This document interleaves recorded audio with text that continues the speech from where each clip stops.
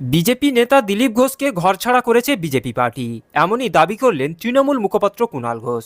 সাংবাদিক বৈঠক থেকে তৃণমূল নেতা কুণাল ঘোষ সরাসরি বিজেপি নেতাদেরকে তুলোধনা করলেন, কারণ বিজেপি নেতারা এই লোকসভা ভোটে গোহারান হেরেছে পশ্চিমবঙ্গে, তাই তারা মিথ্যাচার করে বেড়াচ্ছে তৃণমূল পার্টির নামে। তাই বিজেপি পার্টিকে সরাসরি আক্রমণ করলেন এবং লোকসভা ভোটে দিলীপ ঘোষকে ঘাড় ধাক্কা দিয়ে বিজেপি পার্টি দিলীপ ঘোষের নিজের এলাকা থেকে বার করে দিয়েছিল।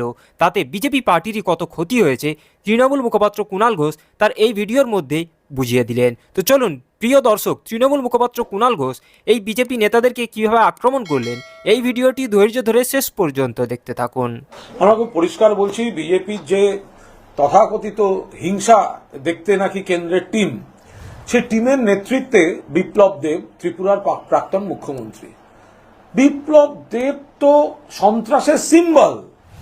যখন তৃণমূল কংগ্রেস ত্রিপুরা আগরতলা পুরো ভোট লড়াই করছে, তখন তো সমস্ত রকম সন্ত্রাস, হামলা, অপহরণ, বাড়িতে আগুন দেওয়া, তৃণমূল কর্মীদের বিরুদ্ধে মিথ্যা মামলা, এই সমস্তটা বিপ্লব দেব থাকাকালীন হয়েছে।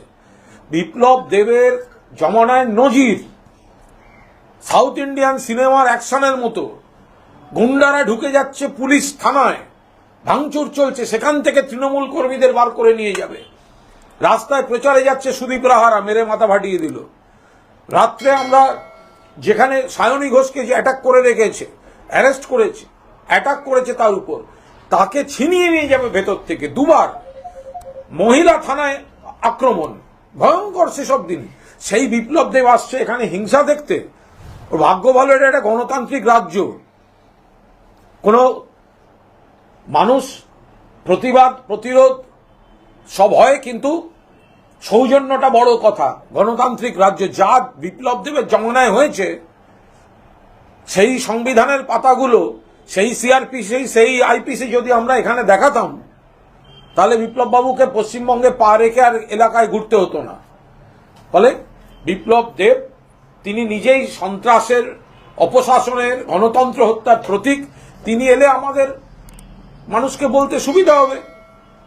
ফলে এটা রাজনৈতিক পর্যটকদের আসলে গোহারা হেরেছে ভোটে, তার থেকে নজর ঘোরাতে এসব নাটক নোটাঙ্কি শুরু করেছে। না 100%। তার কারণ হচ্ছে এখানে যে ভোটে যে হেরেছে, ভোটে যে বিজেপি হেরেছে, ভোট থেকে নজর ঘোরানোর জন্য, ফল থেকে নজর ঘোরানোর জন্য কখনো ওই ঘর ছাড়া, হিংসা, এসব গল্প তৈরি করা। বিজেপিতে বাংলায় একজন মাত্র ঘর ছাড়া আছে, তার নাম দিলীপ ঘোষ। তার মেদিনীপুর থেকে তাকে উচ্ছেদ করে দিয়েছে বিজেপির লোকেরাই, এর বাইরে কোনো ঘর ছাড়া নেই। আর অন্যদিকে এই অন্য রাজ্য থেকে গুন্ডা ডাকাত পাঠিয়ে দু একটা খারাপ ঘটনা ঘটিয়ে পশ্চিমবঙ্গকে বদনাম করে ইস্যু তৈরির চেষ্টা, এটা একটা পরিকল্পিত চক্রান্ত।